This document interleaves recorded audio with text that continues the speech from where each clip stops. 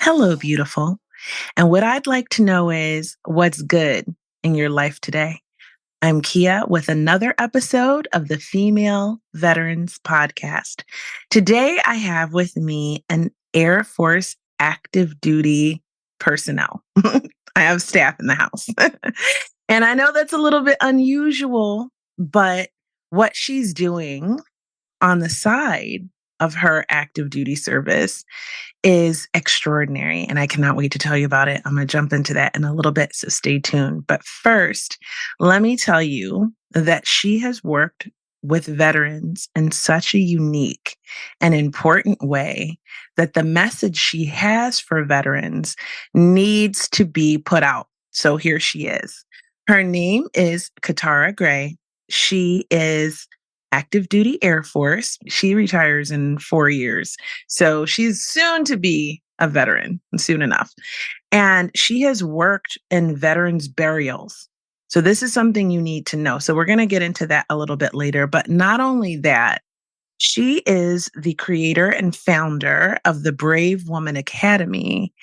And wait until you hear what she does and what she can do for you. So stay tuned.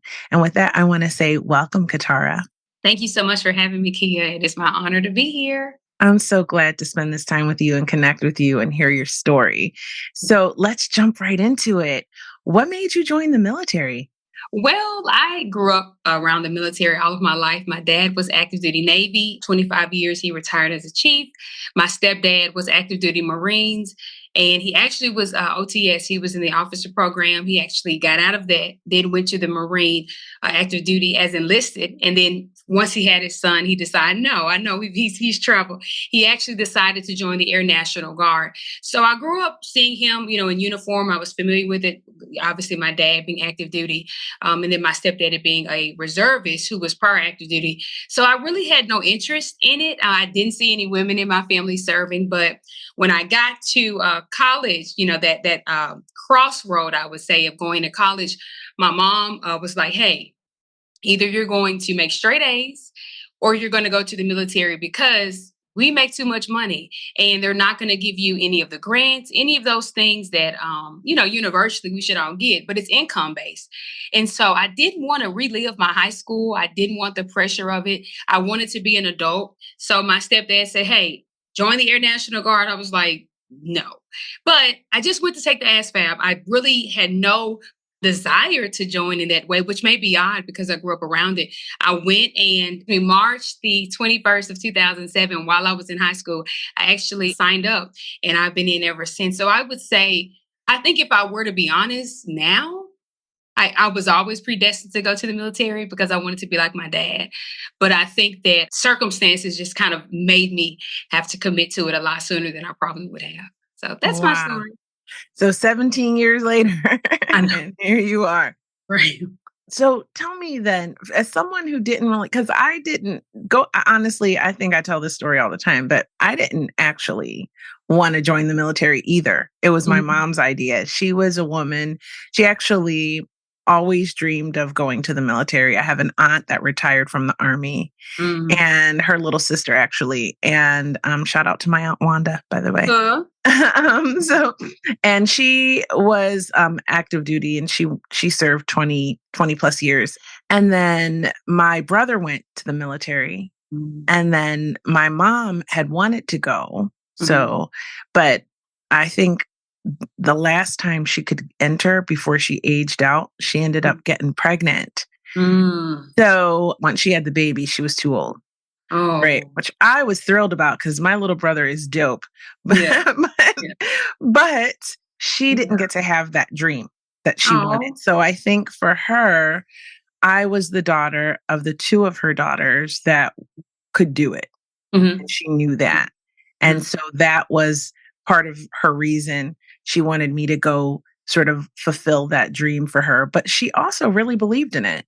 And she mhm. really believed that it was the right foundation for anything that you Absolutely. wanted to do in life. And even though I was more free spirited and everyone thought, what in the world are you doing going into the military? Me too. They're like, You know, what? yeah, I took the ASVAB. I enlisted at 17 Oh, wow, and me too. And I finished high school. I did a delayed enlistment. I finished high school. And then 6 months, I had like some freedom. And then I left intentionally just before Thanksgiving because I figured the holiday time camp would be easier. Right. Because everyone's in a good mood and they don't feel like working. And it was true. It was wise. So anybody who's got kids, I know it's a selfish thing to leave your family right before the holidays, but boot camp was easier. I will confirm that. Yes, I went in September, so we were right on that cusp right there, right before the holidays. So tell me, what was boot camp like for you? I think that I was obviously me being 17, I was the youngest, I think, in my flight, and many of them I actually still keep up with. And I guess I try to talk about it without getting emotional. This sisterhood, everyone has a place where sisterhood is established. I played basketball in middle school. I've always been a girl's girl, but there's nothing like getting off of a bus in the middle of nowhere and people screaming at you that you began to build and forge relationships with people that you never thought that you would. As I mentioned, I was the youngest, but I seemed to be one of the mature ones. My last name was Drake. And I'm like 5'6", so I was kind of like at the back of the line, and I was known as the Drake, and so I had the cool last name, and it was really an incredible time. I think the Air Force, people get on it, y'all have the easy boot camp, and I have to say, compared to our other brothers and sisters in arms, I think it is the easier one when it comes to the physical agility. However, emotionally, we're all away from our family. None of us kind of know what we're getting ourselves into, especially me. I didn't have a woman that went through the military. So I would say it was an incredible experience up until I kind of reflected on, I'm not sure if people are aware of the story. So I went to basic 2007, and around 2009, I think that there was this big incident at Lackland where they talked about a lot of the sexual assault that had been going on, a lot of the things that went on. And it wasn't until I got a little bit older and I realized that some of us were put in a position to have been groomed. And I think that kind of tainted my experience when I look back at what could have happened had I not kind of knew what the MTI, not my MTI, but there was another one that, when you have flights, so we have flights, you have an alternative that obviously is there when yours has a doctor's appointment or has a family issue. So this particular one, we had built a great relationship with. But when I look back at my experience, it kind of tainted, I guess, what could have happened, but it hasn't taken away from overall. I had an incredible time with my sister. So that's what I try to highlight. But I also try to teach younger airmen, like, don't allow them to use their authority to convince you to go or to do things that you're not comfortable doing. But I wasn't given that warning before I went. I didn't expect, any of that to kind of go on. So I would say a great experience, great sisterhoods. But I learned a lot about the military, and I had to confront my expectations of people in leadership quite early in my career. That's a mouthful right there. So I totally get it. I saw some things in A school and even in boot camp that, for me, I was super, super idealistic. I was a private school girl. I grew up in the country in this private school in Hershey, Pennsylvania. And it was a really sort of more wholesome upbringing growing up there. And I went straight from there to the military. So I went to the military, honestly thinking like super, super naive, like super idealistic. Cause I was, you're young. And I thought, bad things happen to bad people. Good things happen to good people. People in authority are to be respected and will be respectful. It didn't occur to me that someone would abuse their power and authority or be coercive, right? Or grooming, as you said. And so it did not happen to me. I'm very lucky. There was a lot of things that did not happen to me that could have happened to me. Especially doing these interviews and I hear the stories, right? All of them, good and bad. And unfortunately, there are a lot of bad ones, right? Unfortunately. But I saw things. And as I began to see things, that idealism just shattered. So I totally get what you're saying. However, I loved my sisters, my boot camp sisters. It was not our group, but some other groups that were going through boot camp at the same time as us had leadership that was less respectable, we'll say, with the girls. if you know what I It mean. happens. It happens. So, yeah, definitely. So you keep in touch with some of your boot camp sisters because I love to hear those Absolutely. stories. Yeah, I lead a 5 a.m. prayer, and one of them, when I relocated to Georgia, she's here. So she used to braid my hair all the time. So as a just as a seed, I just sent her some money not too long ago. She's like, why? I said, I never forgot that you would braid my, because we couldn't get perms or anything. It was tough, and it was tough in basic training. So you have a head full of, my hair is big and wild. And she would do it every time I asked, just so I could at least walk. And I didn't know how to do hair at this age. I was 17, as you stated, and always, went into the beauty shop. So imagine me being one of the younger ones, not really knowing how to maintain my hair in its natural state because I had a perm. And she would take time to braid my hair, and that kind of camaraderie you don't forget. So when she has a need now, it's just easy for me to offer any assistance I can because I remember that. So sisterhood for sure. Many of us still keep in touch and love on each other to this day. I love that. 17 years later. I love that. This is crazy. I actually had a boot camp sister who used to do the same thing for me. Legitimately. I'm not even lying. Oh my God, I cannot think of her name right now. That's what age will do to you. Because let's face it, I almost got out of the military nearly 25 years ago. Wow. Oh, thanks, girl. Thank you. I'm doing my thing. Doing it. Bone broth, y'all. Drink it regularly. And lots of other stuff, but that's a main one. But yeah, she used to do, so here, I don't know if I told this story on the podcast. I think I probably did. But when I got to boot camp, right? So my recruiters, they had advised me that there had been a new change to the uniform code and that Black women could wear braids. This was new. Okay, this is the 90s. All right. No, baby. It's new. It was brand new. Okay, you could wear braids. And I was like, yes, I can go to boot camp and braid my hair. So I put my hair in all these beautiful, beautiful individual braids, right? And I went on to boot camp. And I got there that first night, and my company commander, as they were called back then, was like, we had one male, one female. And because we were at 900 company, so we had half males, half females in our company. And she said, it's a sad state of affairs, but he was wrong. Those got to come out. Gosh. It's not for boot camp yet. It's only for active duty staff, like A school and beyond. And she was like, we were all, everyone's getting their haircuts and we're all in the line there. And she's like, those got to come out or we got to shave your head. And I just went, yeah, it's all natural hair, right? Underneath my braids. I'd been wearing braids for like 2 years by that point. Just living my best life. And so let me tell you something about sisterhood. All of those girls, we had not even known each other. That was the first night within the first hours of that long night that you don't go to bed till 4 o'clock in the morning. Longest nights. Right? And all of those girls grabbed a braid and unbraided my hair. Okay. So then I got hair all over the place like a lion's mane. And then I have another sister who she would do 2 French braids down each side, which is a look I love, by the way. And that's how I rocked my hair all through boot camp. And she would do it for me literally like every day, like every opportunity we could to sit down. She'd be like, come on, let's fix your hair up. And she would braid my hair. So honestly, that story just like really touched my heart because I feel that. And if I knew where she was right now, because I don't, I would send her money too. So I feel you. And see, girl, because I remember. Yeah, that's we had no braids, we didn't have no comb. You were like, because you didn't know to bring that stuff. Oh, honey, we got creative in there.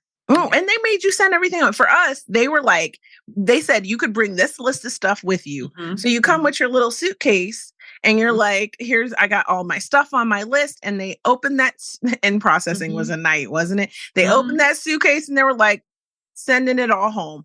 And I was like, literally just breaking you down, right? To build you back. They think TSA is something. You've seen nothing until you went through a military, and they're like shaking you up. They don't care. Cookies are in there. they don't care. They give nothing.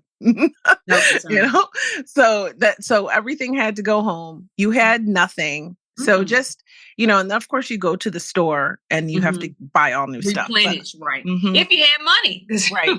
Right. But I definitely feel that that's love. That boot camp sisters love. There's nothing like it. If you lost anybody, on my last episode, it's called The True Grit of a Female Soldier. On my podcast, she shares an organization on Facebook, how to find people you lost in the military. So if you want that information, you got to go back and listen to that episode. I love it. You got to put that plug in. Yeah. See, my generation, we're the generation of Facebook. So that's literally the only way many of us that, wanted to keep in touch. As soon as you got out of basic, we just got on Facebook and that's how, or Instagram. So many of them I'm keeping track just because of the technology that's available. So they're like, you guys have it real easy. Just type their name in. But generations before us, I don't know how y'all had class reunions. I'm like, how'd you get it? Literally, there were not cell phones. I got out of the military. I mean, I finished my reserve duty in 2002, but I got out of active duty in 1999, November, right? There were not cell phones, right? So it was difficult. There was barely email and dial-up internet. It was a different time. My goodness. My goodness. So it's hard to keep in touch. Sure. I'm sure. I'm always saying, hey, if you were in Company 908 at Great Lakes, Illinois, come find me. Come hit me up, please. Hit me up. I'm trying to find you. I am. So how that feels. We're like 326 Bulldogs, but we all know we all know where each other at. Yeah, you know where you are. We already know. I'm like, girl, I know you had a baby. That just keeps us connected, and when we see one another be promoted, because most of I was the irony when I went to basic is no one even knew about the Guard. They were like, so you're going back home? I was like, yeah. They were like, I never have heard of the reserve and the Guard. So they were upset because they were getting their assignments. And I'm like, I'm going back home unless there's a natural disaster or a crisis. I mean, they were just upset the whole time. They were like, how I would have been too. I'm like, it's the same thing, you guys. It says someone has to protect the state, but I'm also the Guard. And that's the funny thing about the Guard. We flow through all three. We're the only ones that can do that. I can backfill for reservists. I can do active duty. So I'm like, y'all can't be guardsmen. I can do all three. So really just educating people on that. To this day, I'm still educating people on what the Guard does, but that's okay. So I have interviewed quite a few guardsmen on this podcast, right? And reminding them that, yes, I should be interviewing you, right? You're part of this group. And I just think it's an incredible career choice. I think I would have made that choice had I was not aware. So if, you don't know what you don't know. So I love doing these kind of interviews to let people know, because when there are young girls, and part of the mission of this podcast is that if there are young girls who are thinking about going to the military, they can listen to these episodes and make an educated choice based on real experience of women who have served and find out lots of knowledge. Like, you know what? You can have a very interesting, brilliant, and awesome career in the Guard. Absolutely. It's an interesting dynamic, which is what I wanted to ask you about, because like you said, after boot camp, you left to go home. So you have sort of walked you have this duality of your life of being kind of, but not a civilian, and kind of, a guardsman. Right. Like you're not active duty, but you are military. So what was that like for you? I think that joining so young and people, even to this day, being so misinformed of what the Guard's mission is, I think that the greatest mission of our generation that is legitimized what the Guard does is COVID. Now everyone can kind of say, oh, yeah. But until then, I think that there was always this battle. So when I was at basic, I was the number 3 fastest girl. May have been because of my youth, but I'm decent when it comes to athleticism. When I've done active duty, I've met some of the chiefs that are actually about to lead the Air Force. Many of them I work with in Germany, because as a guardsman, we do 2 weeks wherever we want, traditionally as an Air National Guardsman. Army's a little different. Or we take MPA tours. So many of us have been more places than active duty because we don't have 4-year assignments. We're in the Guard and we can say, hey, who needs us? to backfill, who needs us to go do something for a year. And we bring our specialized skill set from the career arena, because many of us have multiple degrees. And then we bring that into our actual specialty in the military. And I think that when I was younger, because people didn't know that I was like, when I'm active duty, up until our new uniform, there was no indication I was a guardsman. Now there's a patch, but there wasn't a patch. It was just Air Force. And so when I would meet people and they would say, well, I want to be in the real military, not like what you're in, it would have offended me when I was younger because of the ignorance that people would say, just, well, what do y'all do? When most guardsmen and reservists have deployed more than active duty. Mm-hmm. But I really had to just get out of my feelings and educate people, because a comment like that is not only offensive, but it's insensitive to people I know that have lost limbs and lost lives, that have went to war for our country. So I think it's been frustrating because I don't think the Guard story has been told well. Secondarily, I think that there's this expectation that we're going to be less credentialed when we literally have the exact same requirements. We're going to be less prepared. And so anytime I have the opportunity to go to school or do active duty, I really have to not overachieve, because once they find out I'm a guardsman, that's not something I really say. But when they do, it's this expectation of I'm carrying the guard on my back, so I can't be late. I can't, not know the regs even better than active duty, because there's an expectation that we are in some kind of way the stepchild, when it's not a respect of, no, we're the same military, we're just a different component. You would never tell a RN, I think the PRN that comes in part-time, you don't really know what you're doing. No, they just do it part-time. They're just as trained as you. They just have another job or another requirement that they have to fulfill. So that's probably been the most frustrating thing about the Guard story, that it hasn't been told. And a lot of states don't have a Guard that's accessible. Being in Memphis, which is primarily an urban city, there are Black people there that have no idea that there's a Guard base. It shocks people when they see me, where are you stationed? Are you at the naval base in Millington? I'm like, no, I'm down the street in Whitehaven. What? They're like, you mean to tell me that's that building I passed? Yeah, those are our planes. And so the fact during COVID, out of the state, I believe we sent the most supplies, but no one knows the Guard story. They don't know the beauty that we actually offer. And so that's been the most frustrating thing I would say about being a guardsman. Outside of anytime there's a competition, me beating all the active duty people, letting them know, yeah, it just creates a competitive spirit, because we do feel like we have to prove ourselves a lot more than the other components of the Air Force. So. What's interesting? I have heard that from Coast Guard female veterans also. Just not feeling like included, not feeling like as important as, the Marines or the Army or the Navy or the Air Force. Right. And I think I've probably spoke most frequently to Army National Guardsmen and women, or they're women, obviously, that I talk to. But the thing is, it's like the same sentiment. It's like not feeling like the same respect. Absolutely. When you have an incredibly important job. And I think more stories that have been really positive have come out of people who were in the Guard. Like their career stories have been more positive than active duty. Definitely. And the experiences that they've had that I've heard seem pretty incredible. So, had I known it was an option, like what, I can be a civilian and military at the same time, I might have done it. I might have done things a little bit differently. It would have probably suited my personality a little bit more, not to be in uniform all the time, because really it was a struggle. I know it. I know it, huh? For me anyway, because I was just not the gung-ho kind of like, I don't know, maybe the programming from boot camp just didn't sink in all the way. But I've always been kind of like the little odd one, the different one. And that did not change in the military. And it caused me some trouble while I was serving on active duty. So probably the Guard would have been a better choice. Maybe would have been. It's funny because guardsmen, like, we know they'll have like this crazy color hair, so they'll wear like a wig. And I think that because obviously we do 2 days, some people do more than that throughout the month.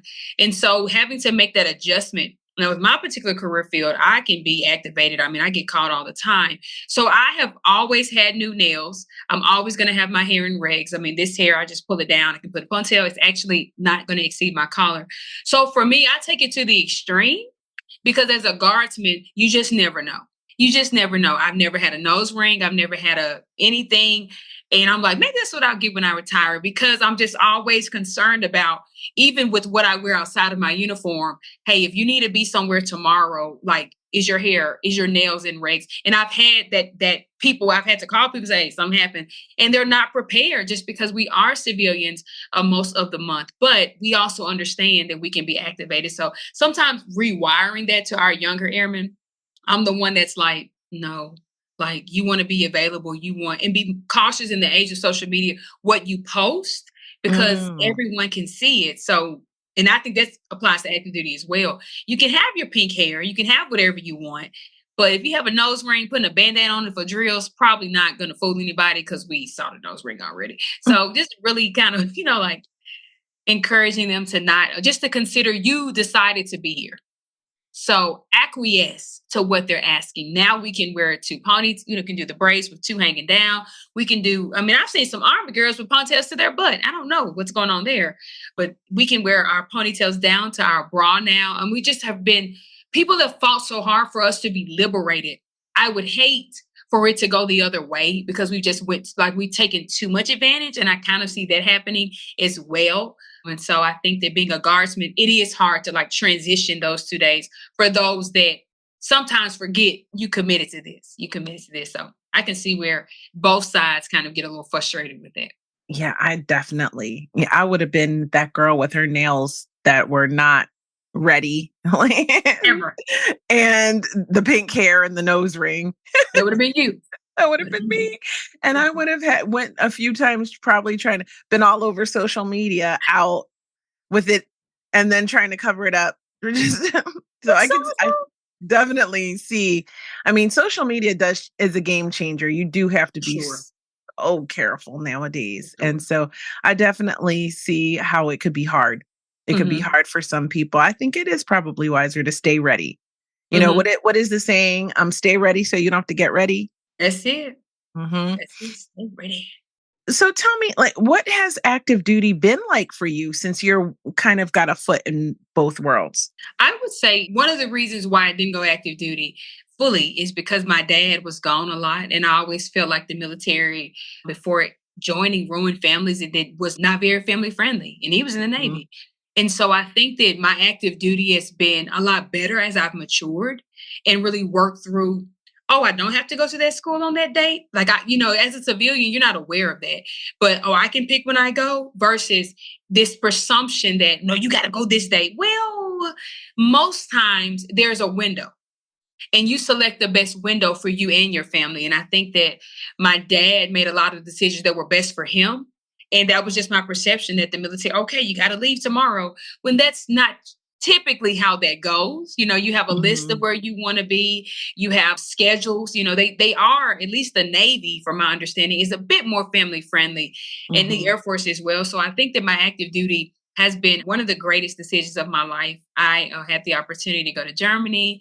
I've had the opportunity to go to Japan. Of course, Hawaii is part of the U.S., but I've been to Hawaii. I could have went back to Germany a few weeks ago, but I obviously relocated to Georgia. It wasn't the best time.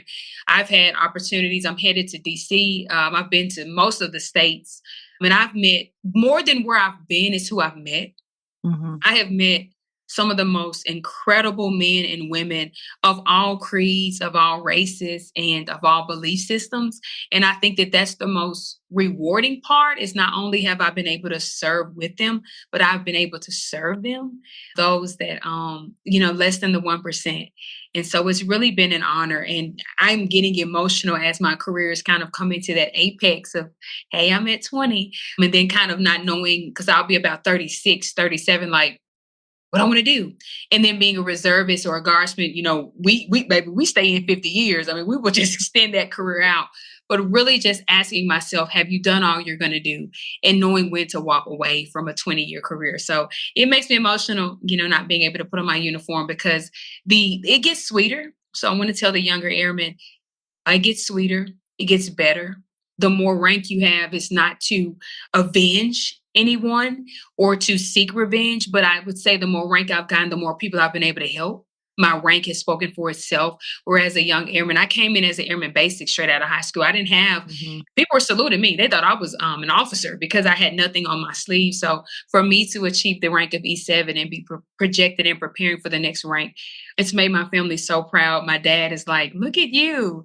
And I'm like, I know. And so my career has been filled with serving great men and women, and I wouldn't have had it any other way. Really an honor to serve. Really, truly is. Really has been. When I was serving, I mean, I chose the Navy. I was between the Air Force and the Navy when I was going to go in. My mom wanted Army, and I was like, no, if I'm going in, right, I'm choosing. Right. And she was like, determined, like, you're going in, you're not doing college. This is what you're doing. If you want to go to college, you're going to go to the military first. So help you pay for it. That was kind of her plan. And I said, okay, well, let me choose. And I'm going to choose between the Air Force and the Navy. And literally, I ended up in the Navy because of the presentations that they both put on. Now, that Air Force recruiter was perfection. He had on, his uniform was flawless. His presentation was detailed and thorough, and you could tell he took pride in what he did. And he was awesome. But the problem was I had been to the Navy recruiter the day before. His uniform was a hot mess. Girl, his shoes looked terrible. He forgot his presentation. He put his feet up on the desk and he was like, well, I forgot my presentation. So just ask me anything you want to know about the military. Wow. And I said, I had no idea what to ask, but I asked him, well, can you have fun? And he said, oh, if you want fun, the Navy is where you need to be. See, that was his PR. He planned that. I know, it was a genius. We're gonna go with the nonchalance. Yes, it worked for me all the way. And I love the Navy. I love the Navy very much. And I had a crazy experience in the Navy. And when I was in the Navy, all I wanted to do was get out with an honorable discharge because I was acutely aware that I was property of the United States government and I belonged to the man, right? And I was like, I want to do stuff where I can have the freedom to choose for myself and not be property of the United States government. And so when I was serving, about halfway through, I was like kind of just ready to get out, right? I just wanted to get out. But I just wanted to make it out with an honorable discharge. And let me tell you, there were some moments where I wasn't sure if that was going to happen. You know what? I was a little bit, I told you I was a little bit wild, a little bit of a free spirit for the military. I understand. But you know what? It is one of the proudest things I've ever done in my life. I wouldn't change it. If I could go back and do it again, I would do it again. Absolutely. And without even thinking about it. One of the best decisions. I'm so grateful to my mom for forcing me to do that. I mean, I am a disabled vet, so I came out with illnesses, which at first I was pretty bitter about. But over time, I have realized, like, even with that, hands down, one of the greatest things I have ever done with my life. And without it, I wouldn't be doing this right now. And I love doing this. This is my happy place. So interviewing my veteran sisters and talking stories about the service is just life for me. So that's how I ended up in the Navy. And I came in at the end of Desert Storm, just to date myself a little bit, right? So right. So technically I'm a combat veteran, although everyone was coming back when I went in, right? For the most part, we were being withdrawn. And so I served the most of my career during peacetime before 9/11. Right. So I had a lot of interesting experiences just serving during that time period. What was it like for you serving? What were some of the great sort of missions that you got to do that you feel most proud of? Okay. I would say hands down, the COVID mission was where, as I mentioned, I think off camera, that was when the legitimization, I think, of the world for them to see what the Guard does and what we did well. I was on the first wave of my state. So we had obviously volunteers. And at that time, I was like, I none of us knew in March of 2020 what the virus was. But I was like, hey, I'll volunteer. I'll volunteer. And the funny thing is that they had enough people. I said, well, okay, don't worry, I won't go. I'm driving home. I'm telling everyone, hey, I'm not going to be going. They got enough people. The person did not, now readiness people, they were not up to date with their shots. So they called me. They're like, hey, we need you to come back because the person that we thought could go, we looked in their file. This is why that's important, because when an opportunity comes, you want to ensure you're ready. Can you go? Now, how COVID was advertised to us was you're going to go out, we're going to test people. Really, we were just shooting in the dark. We didn't know. And in my state, our tag, which is our adjutant general, is Army. Our state is ran Army. So it's the Air Force, but it's like 10,000 Army people to our like 4. Or no, it's probably 30,000. It's a lot of them.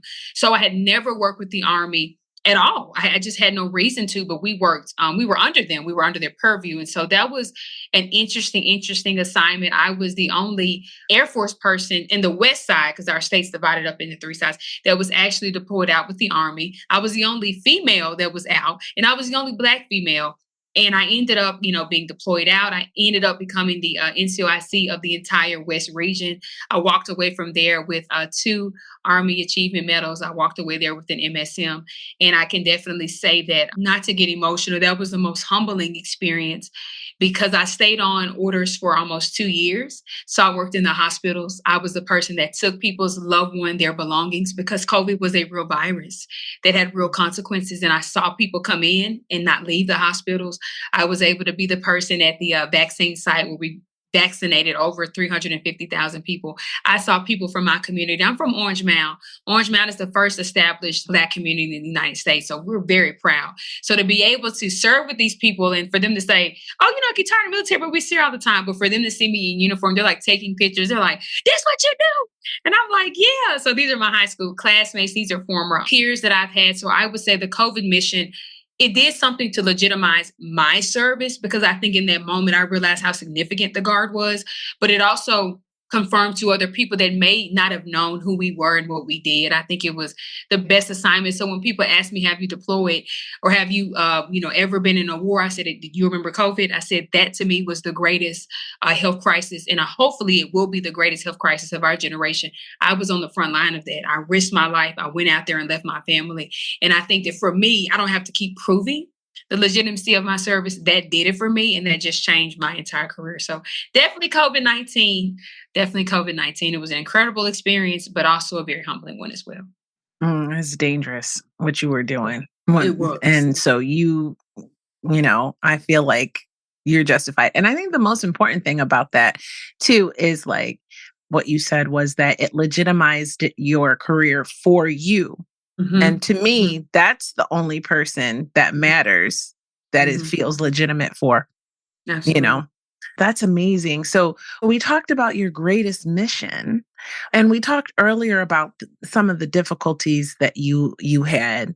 But what do you think was the greatest challenge, or was that what we talked about earlier, the greatest challenge that you faced? I'll give the story of the Gold Eagle. That was my greatest challenge. So as I've said, this is a good one too. So I'm a preacher and a professional speaker. So this just comes up. And this story, I try to preface it because I'm not a person that allows myself to get emotional. I can be very transparent, which means I can tell a story without emotions.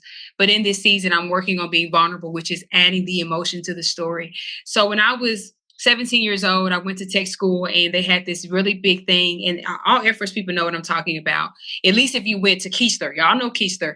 That's where we went for our training. And they're like, you can win Airman of the Month. And so it's this big deal to win Airman of the Month. Keep in mind, I was 17 years old. I turned 18 that October. I wanted to party because we were just now, being out of lockdown. So I had a great MTL, Sergeant Ford. That's who I can't find. I need to find him. He said, hey, I think you should go for it. I think you'd be great.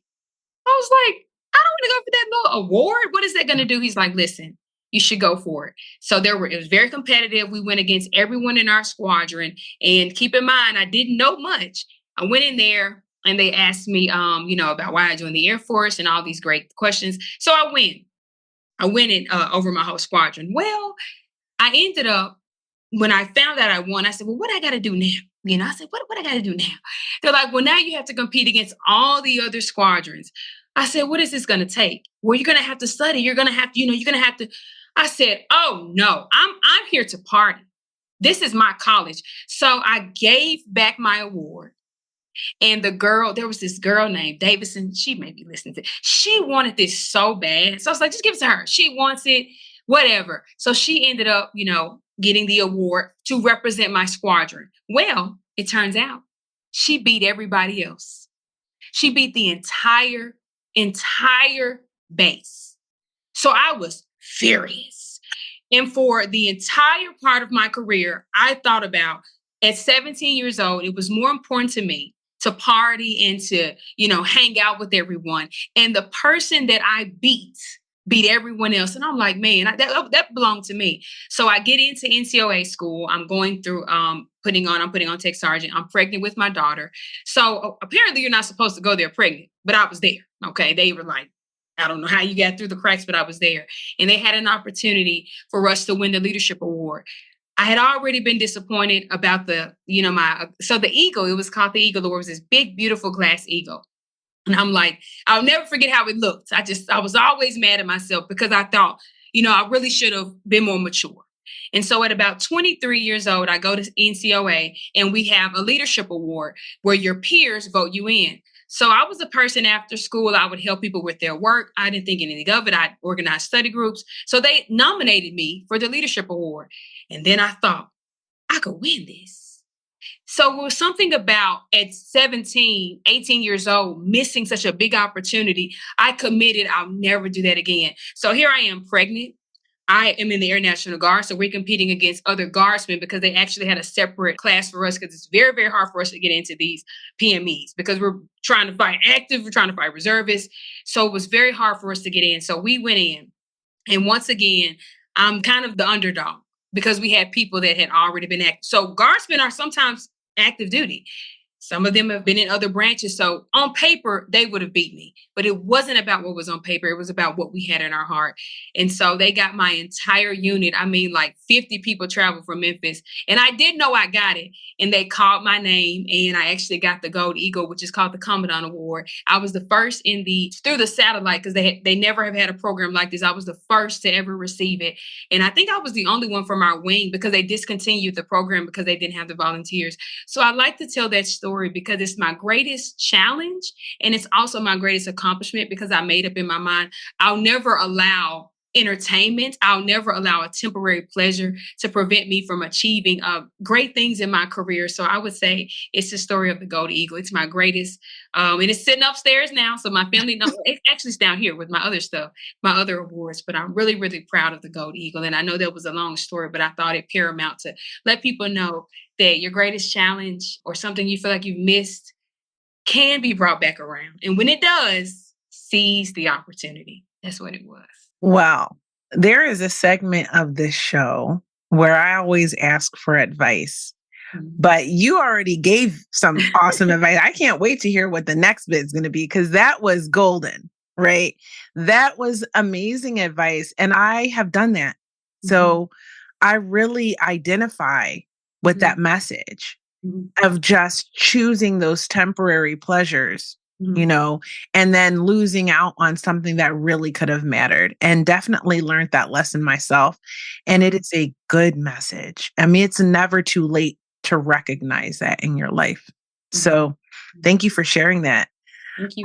So I'm dying to know though more about, we were talking before we came actually live on the podcast about the work that you did with veterans burials. Yes. And I am so curious to know what that process is because I know a lot about the benefits that we get, and I know that we get those benefits, but I don't know the steps.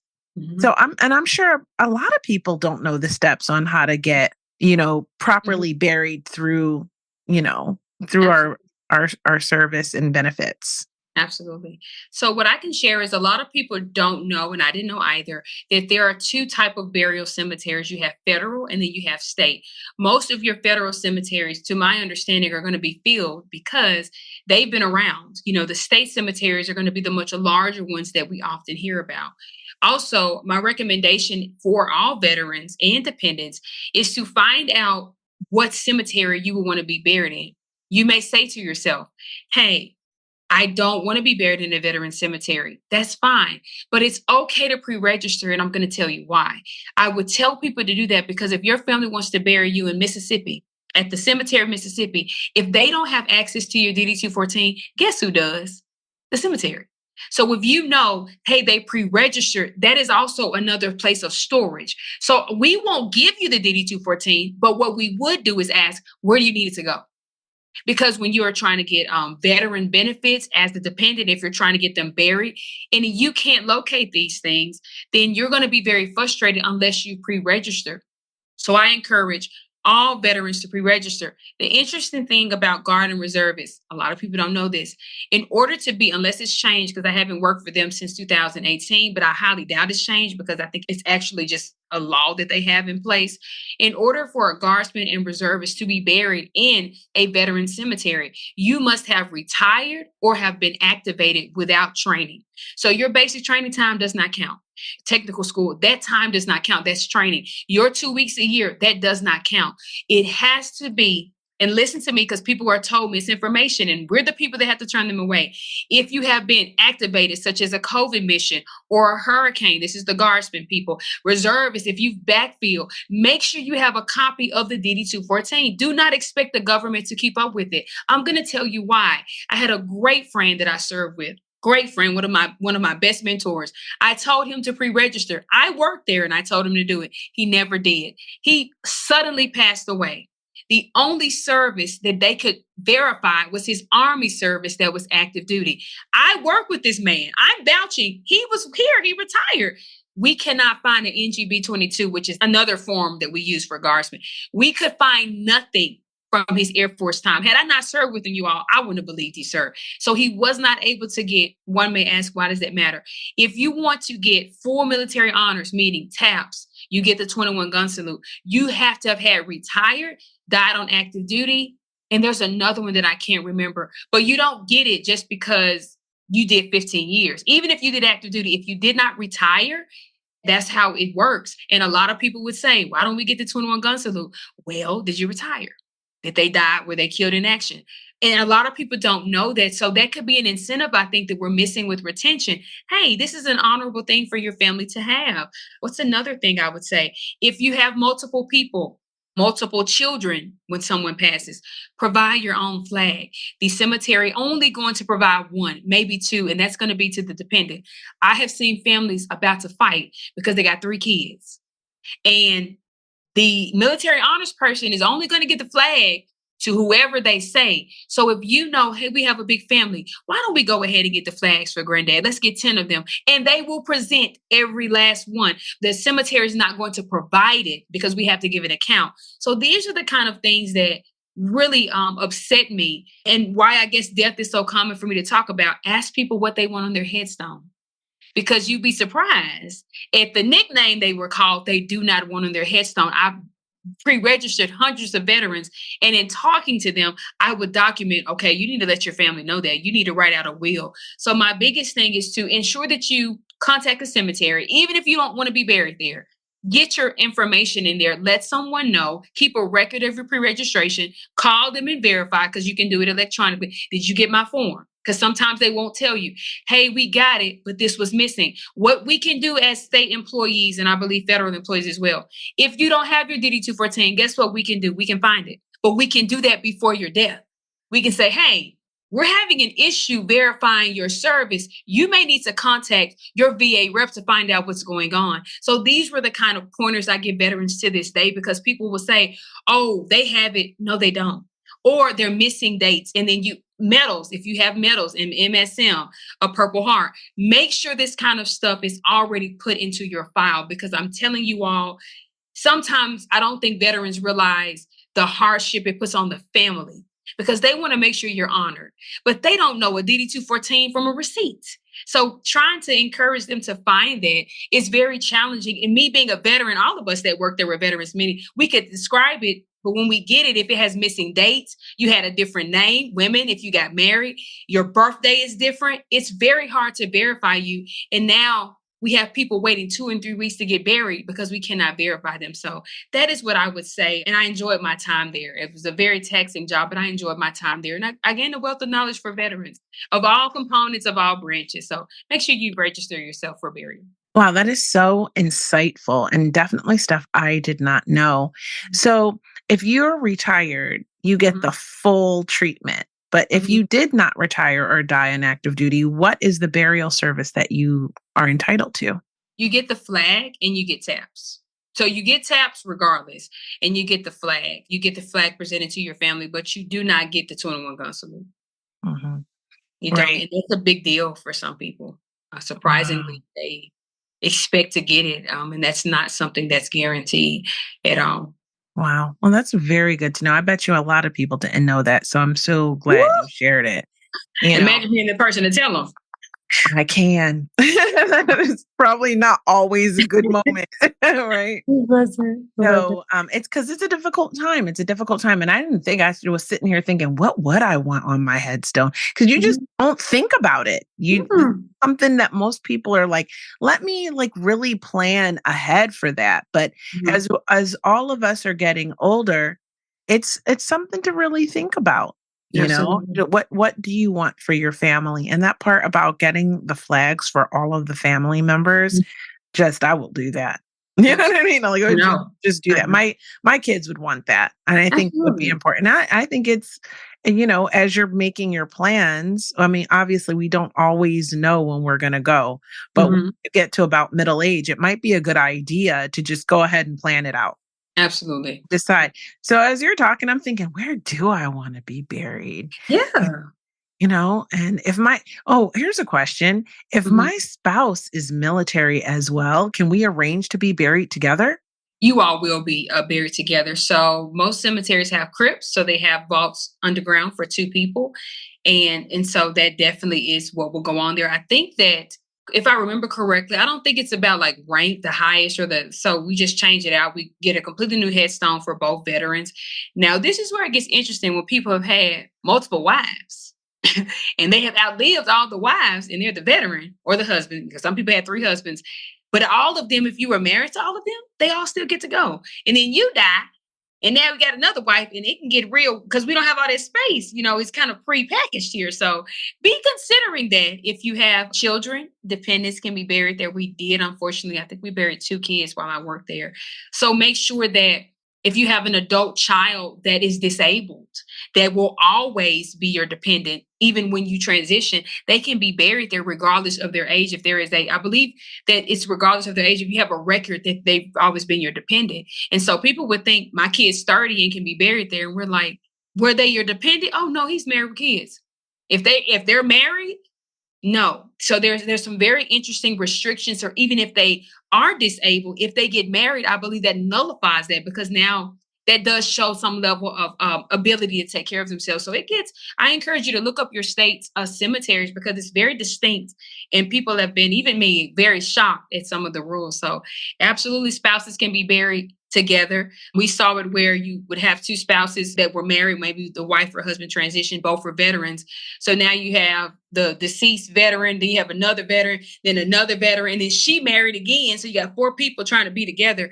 And it would be interesting because sometimes we couldn't accommodate that because we would bury right after. So you got 2 people in a space. If 2 other people want to join, they have to be buried in a different section unless we're aware. So communicate that.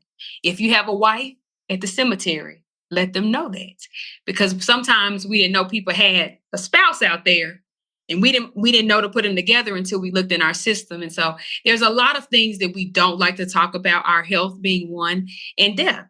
And we need to Mhm. communicate to people, hey, I had a first wife nobody knew about. She out there. Okay, well, we need to know, because we found her. Who's Miss Bonnie? Oh, I didn't tell nobody. Miss Bonnie's here. Okay, you want to bury Miss Bonnie's here. You get 1 grave. You're going with Miss Bonnie. I don't want to go with her. That's where you're going. So it can Yeah. get very interesting when you Do get to not talk. bury me with my first husband. Okay. He was active duty. Don't put me with him. Okay. Exactly. Not gonna do it. So you got to tell people. You'd be surprised that people have not been together for 30 years, because this is the one that would get us. But that wife stayed married to him. And this woman he's been with 30 years, you will find out they were never married. Because we're like, where is the marriage certificate? Oh, we're not really married. She can't go in there. So it is quite fascinating that people think you can have a partner. No, you have to have a legalized marriage to be able to be buried in the cemetery. And a lot of people weren't aware of that. Or they knew and just thought they could lie to us and say they were married. But when you start asking questions, then you start realizing that there's some lying going on. So it sounds funny, and it was a quite interesting job. But these are the stories. These are the stories. Wow. Mm-hmm. And it's always also shocking to me when people don't have their DD 214. And a lot of people don't. But I received some really brilliant advice before I got out of the military. And my first assignment was medical records. And so I learned very early, like when you get out of the military, get your DD 214 and make multiple copies of it and keep it forever. And take your medical record and your dental records with you. Get copies of that stuff. Or take your record. You're not supposed to take your record, but trust me on that. You need that. Get some copies of it. Be real friendly with the medical records personnel, because you need that. You know why? Because when it was time for me to fight my disability claim, I was able to go through my records myself and prove I could just hand it to the regional office. Back then it was regional offices. Now it's one thing, but I could submit my evidence, we'll say, all color coded and packaged for them real pretty so that they could find it easy because I had not done that initially. And I wasted like 5 or 7 years or something like that. Writing this claim, right? When all I need to really do was go through my own medical record and find the evidence myself, because no one's going to look like you because you're your own best advocate. Absolutely. Right. So these things are super important. And not to mention, you go to a doctor and you can be like, this is my medical history and all of that. But a lot of people don't know that you need to do that stuff. And apparently having your DD 214 is critical to getting buried. If you want your burial benefit. Critical. They think we just have it. I'm like, no, no, you got to go fetch it. And that's if people, because it's human, it's a service industry. So you hoping somebody uploaded it to the right system. And so many times that's not the case, especially when you're talking about, we had Korea veterans, we had Iraqi. It was a little bit better the younger they are, like 90s. You're that's fine, my generation. But you're talking about granddaddy and them? Yeah, I can just imagine. It's difficult. So thank you so much for sharing that, because I think it's going to help a lot of people, whether they were thinking about that or not, because I wasn't thinking about it. But now I'm like, you know what? This is something to think about, especially if you are a veteran who served 30 years ago or more, right? Something to think about and be prepared for. So I know that you have about 4 years until you're going to retire and get out of the military. And I see the work that you are doing as you're preparing to get out. Because one of the things that I usually ask people on this podcast is what their transition out of the military was like. And you are, I can see, putting things in place to help your transition go smoothly in the future. One of those things being the Brave Woman Academy. And you offer courses to help women and mentorship to help women, which I'm about that life. Okay. So tell me, I want to know everything about how you came up with this and what can we expect? What do we get if we join up? Absolutely. So I would say what started the genesis of this is at 21 years old, I lost my first son. And from that experience, I was in the military. I was very young. And for me, that's the first time I think I really allowed myself to experience the fear of the unknown that I think we all have.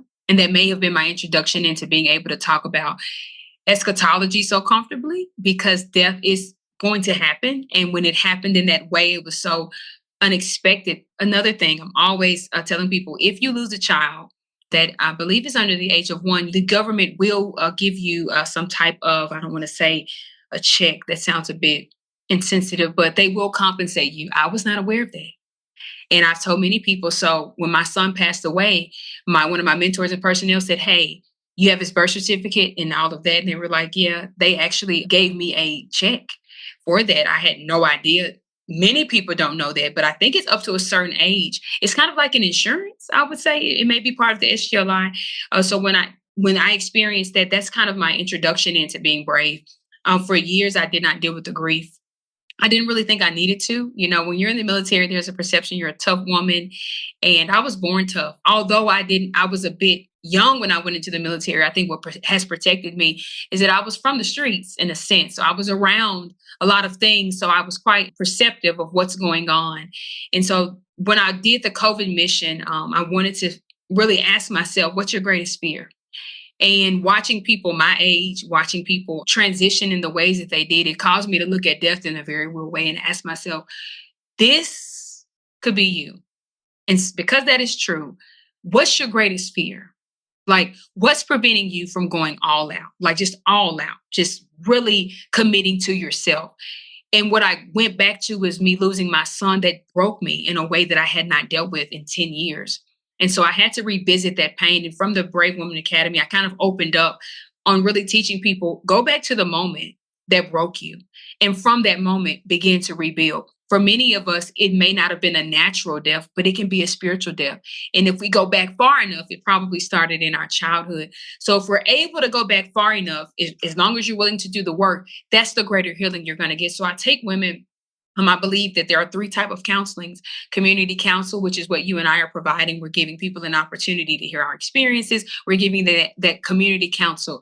Then you have spiritual counsel. I offer that. That's when you teach people how to go into the spiritual realm and really say, like, hey, what happened to your spirit? We're not talking from just an emotional way. What happened to your spirit? What broke you? And then you have professional counseling. So what the Brave Woman Academy does is it primes you up for the spiritual counseling. I come in and do that surgery.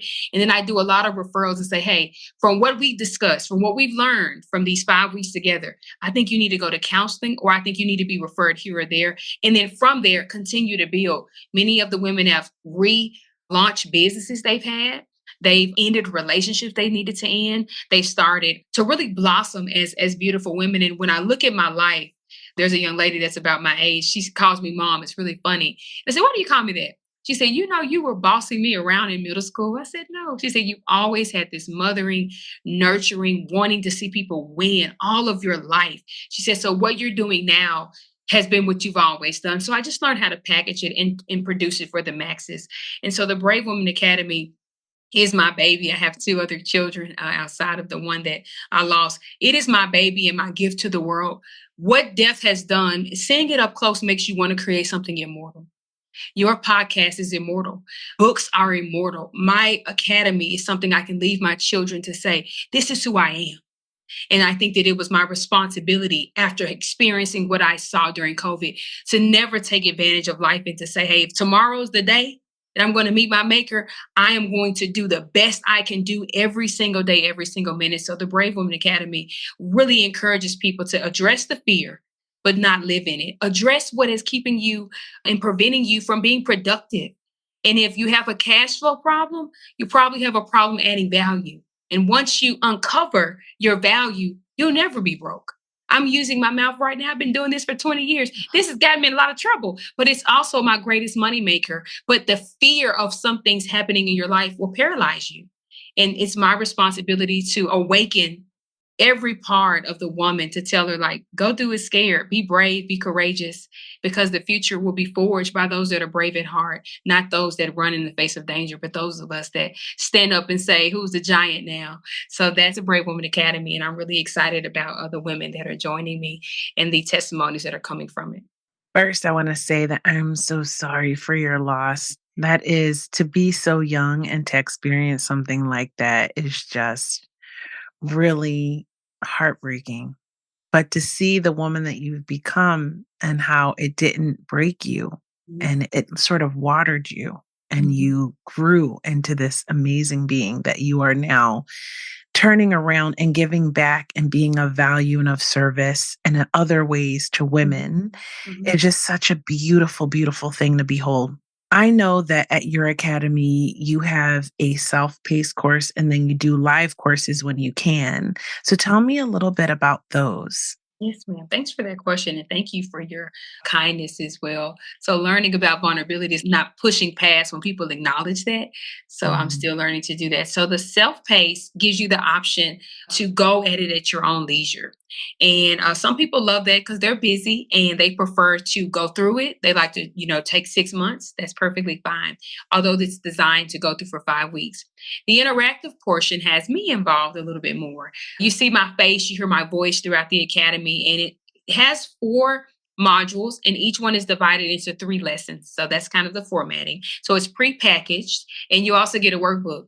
Now, before I joined the military, I was going to do 2 things: be a CNN correspondent, or I was going to be a professor or a singer. It depends. So when I tell you, you're going to be tired of me if you get self-paced or interactive, because the workbook's about this thick, and I have you digging up parts of you that you probably have buried for survival. And then the interactive portion gives you the same experience as the self-paced. However, I'm a little bit more of the NCOIC. I'm a little bit more in your face because we have weekly meetings. So if you're missing and you're not doing the work during the 5 weeks, then you're going to miss the revelation of the review, because we're going to be talking about it. You're not going to be able to really have the revelation during the prayer, because during the 5 a.m. prayers that we'll do during that 5 weeks, we're talking about the lesson. When we do our coaching hour, I'm taking you back to the lesson. So in the interactive portion, I think it's for people that want someone to hold their hand a little bit more, and they want the community. All of us learn differently.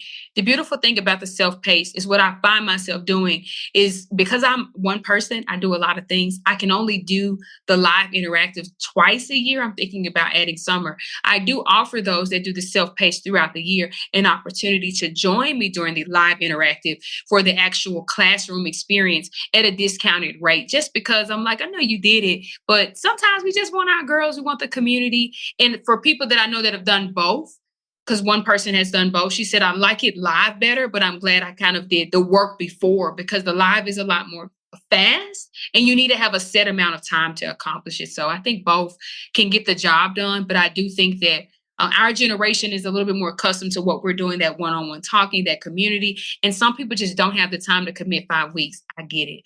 And so I really wanted to make an opportunity, make it available to those that wanted to do it, regardless of the season of the year. So that's it's 2 different options. I feel that. I like it. And I was going to ask you the cost, but I was thinking cost is the wrong word, because cost makes it feel like it's going to take something from you. So I want to Mm. ask you what the investment is, because the investment is into yourself, and that's Absolutely. something you get, not something you Absolutely. give away. So what is the investment I love it. for these courses? I love it. So we like to say ROI's return of investment, and also a Mhm. seed, because it's both. So the self-paced is usually $197. Right now I'm offering it for $97. It is not me, it's God, because y'all know when y'all build something and you put all your time and energy, you want to uphold it in the highest regard. So it's hard for me to discount it, but I know that people need it, and I know that I want to make it as accessible as I can. The live interactive is $397, and how I explain it to people is it's $100 a week. So most of us eat out $100 a day. I know if you got a family like mine. So if you were to say for $100 a week, which is really really less now that it's 5 weeks, I poured that out. You're spending about $80 a week for a full lesson and then 3 interactive opportunities. I don't think it gets any better than that. So I like to tell people you need to have a line item, which I'm still learning, for your professional, personal, and spiritual development, which means it needs to be in your budget. I've had to make that commitment. If I'm going to spend this amount on shopping a month, I need to spend this amount on and we already do it. We got our hair, we get our nails done. Sometimes you got to want something so bad, as I've had to do, and I'm going walking around with those 2 braids in basic. You had to ask people. They didn't see them. They'll pop out when I'm trying to budget. And it may look funny in the moment, but when I come out and I've developed an entire program, I see why you walked around like that. I saw why you couldn't go out with us. So as you said, it's a struggle to charge people because I give away so much stuff for free, but it's necessary because you value what you invest in, not what you get for free. That's just the truth. Facts. It is Free true. stuff in your closet. You ain't looked at that stuff. It's true. It's so with my work with London Real Academy, that is one of the things my mentor, Brian Rose, teaches all the time. You have got to invest, and it keeps you accountable because you put money in it, Mhm. so, And investing in yourself is the greatest investment you can make. It is actually self-care, is what I wanted to say. And so just along with getting your nails done, getting your hair done, having that spa day, or just taking yourself somewhere nice to eat, or whatever you do that's purely for you, Mhm. doing courses like this, and I do a podcasting course. This is something that feeds your soul. It Mhm. grows you. It gives Mhm. you new skills to take you further in life, and you really can't put a price tag on that. It is Yeah. worth every single penny, because if you're not pushing yourself out of your comfort zone, you are stagnating. Mhm. You are stagnating. And when you're stagnating, life just feels harder. Mhm. Life just feels like something is missing.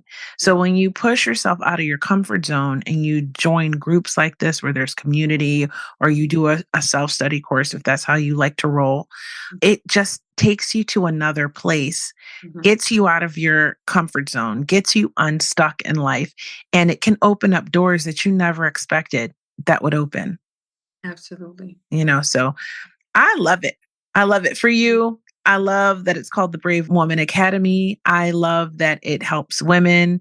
I love that it nurtures their soul and their spirit and just helps them. And because I'm about that life with the work I do with the podcast and the foundations and all of that stuff that I do on the side.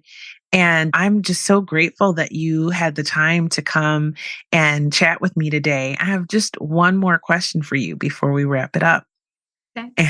And that question is, okay, normally the question is, what advice do you have for your veteran sisters coming up behind you? But my question to you is just going to be, what advice do you have for all the amazing women listening to this podcast today?